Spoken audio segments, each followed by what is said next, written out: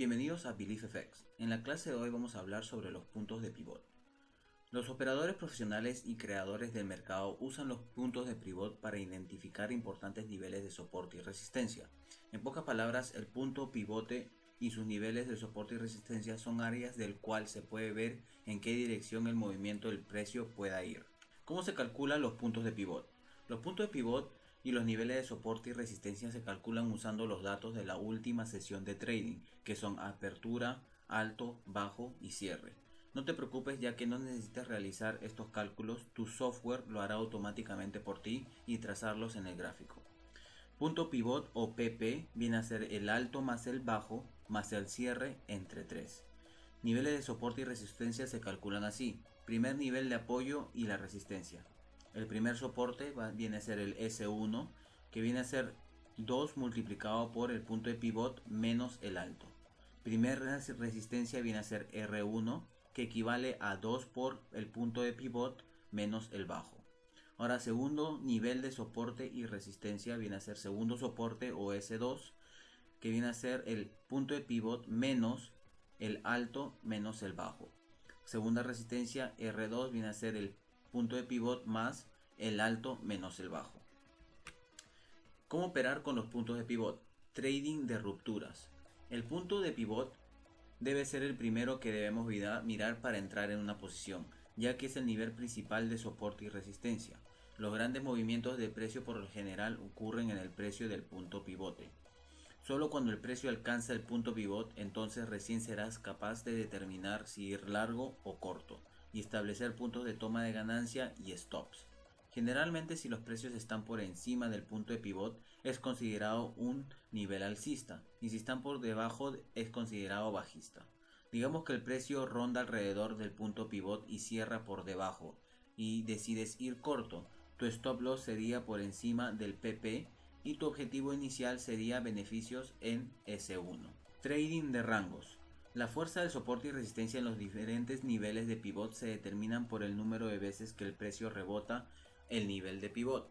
Cuando mayor son las veces que el par de divisas toca un nivel de pivot, más fuerte es el nivel que luego rebotará. Si el par cruza o se acerca por encima del nivel de resistencia, podrías vender el par y colocar un stop loss de protección por encima del nivel de resistencia. Si el par sigue moviendo para arriba y rompe por encima del nivel de resistencia, esto se consideraría una ruptura al alza. También podrías poner un stop en tu posición corta, pero si crees que la ruptura tiene una buena trayectoria de fuerza compradora, entonces puedes volver a entrar en una posición larga.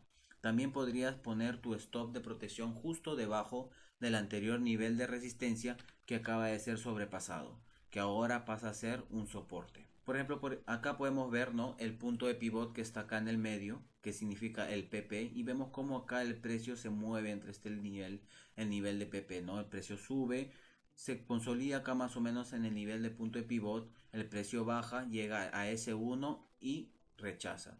Sigue acá el precio, ¿no?, en punto de pivot se convierte en nivel de soporte otra vez y juega entre estos niveles. Hace una ruptura hacia abajo, el S1, y vemos como rompe el S1 y de ahí llega al SO y se convierte en nuevo nivel de soporte. Tips de puntos de pivot para operar.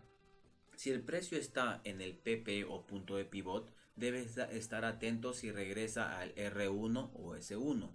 Si el precio está en R1, espera un movimiento a R2 o de vuelta al PP. Si el precio está en S1, espera un movimiento al S2 o de vuelta al punto pivot. Si el precio está en R2 o resistencia 2, espera un movimiento a resistencia 3 o de vuelta a resistencia 1. Si el precio es en el soporte 2, espera el traslado a soporte 3 o hacia soporte 1.